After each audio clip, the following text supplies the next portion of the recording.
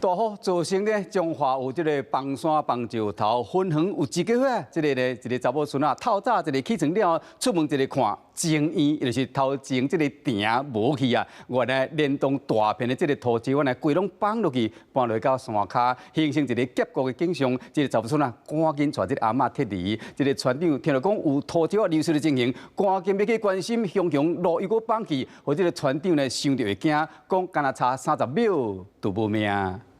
行到三合院的大门来看，头前埕有一半拢无去。原来头前埕甲大片的土石，佮有门口的路，拢总出到山骹。若专工来关心的村长，差30秒就可能甲土石做伙处理，是真惊人。我行还未到位，规个拢落去啊！哦，我还没有差1点啊！我若搁行较，我搞不好惨我还落去哦。现场的土石也搁累落，位边仔看，头前埕围墙甲道路拢向下骹处45度。住伫咧彰化分园乡东安村的寡氏阿嬷一口照顾的人，半暝起床听到声音出门来看，看一个煞硬气。这路是直接安尼过啊，即摆路拢无去啊。三合院的头前原本有头前埕甲路，不过放落了后，路甲半个头前埕拢总无去。这几工敢若是受到大雨影响，发生土石崩落，三合院是真危险。不过阿嬷是真冷静讲，无想要撤离。我放安敢敢个大？我敢。你敢？唔惊伊个崩落？我唔惊。唔惊啊？